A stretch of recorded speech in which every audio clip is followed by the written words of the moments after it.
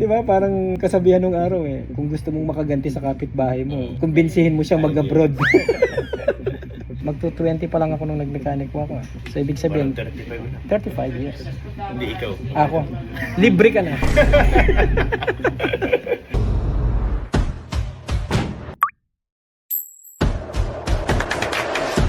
My name is Andre Bonds of the Handsome Mechanic. You should be here. Kuya, anong pangalan mo? Neil. Neil. Ba? Okay Neil. Si Neil po, first time niya dito sa Handsome Mechanic. Kuya Neil, paano ka napadpad dito sa Handsome Mechanic? Friend recommendation. Hindi mo ba naisip, baka namang galit yung kaibigan mo? Hindi naman yan pupunta dito kung galit. Baka, di ba, parang kasabihan ng araw eh. Kung gusto mong makaganti sa kapitbahay mo, kumbinsihin mo siya mag-abroad. Actually, Kuya Neil, ano ang journey mo dito sa Handsome? Kwento mo naman sa kanila. Nagpunta ka dito, ano yung problema ng sasakyan natin? Sa engine light ko. Ang malupit, pinagawa mo to sa Sa iba. ibang mekaniko 2 weeks ago, siningil ka ng 200. 350. Oo. Pero parang walang Wala nangyari. Bumalik din. nangyari. Ngayon, kaya ka napadpad dito sa Handsome Mechanic, di ba? Ngayon, ano naman kuya nilang impression mo dito sa shop natin? Binibigyan lahat ng option ba yung tsaka yung mga pwedeng gawin na Yes. Yung paliwanag, satisfied ka ba? Convinced ka ba? clear kasi mas napaliwanag ngayon kaysa dati. Okay. So, ano naman yung impression mo dito sa shop natin? Ito ba'y dapat nang isara o dapat i-promote?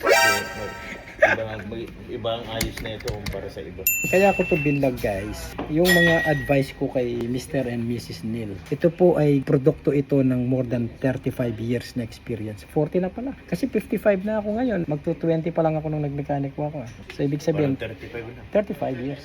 Hindi ikaw. Ako. Libre ka na. So bunga ito ng 35 years combined experience. Kumbaga, lalo na pag ang customer natin, eto pa, proud subscriber pa si Kuya Neil. Subscriber, di ba? Dahil sa nag-subscribe sila, ang bill nila dapat is nasa 250. Pagbabayarin ko lang sila ng 100. Na-cover na yung kanilang 5 years. Subscription mo, covered na. Kasi kaya po tayo nauwi dito sa vlog na to. Sabi ko sa kanila, hindi pa sila nagsasalita. Alam ko na yung kailangan nila. Bakit? Ayoko nang dagdagan yung stress nila sa kabilang mekaniko. Dito, sasabihin ko, may kagat pero may resulta. At saka tayo pupunta dun sa pinaka-worst kapag hindi umubra itong mga pinaliwanag ko sa inyo. Hindi ko sila pinagbayad ng diagnosis, plug lang ng machine. Kung mapapansin mo, mahigit kalahating oras na ako sa inyo. Sa ibang mekaniko, hindi pwede yan. Kada minuto, importante. Kada segundo, kada minuto. Pero gusto ko kasi sir, maramdaman po ninyo na dito sa Handsome Mechanic, it is not all about money all the time. It is how we develop relationship with the customer. Sabi nga nila, naalala ko to nung nag-networking pa ako, it doesn't matter how much you know until they know how much you care. It's the EQ over IQ. Handsome Mechanic po, you should be here.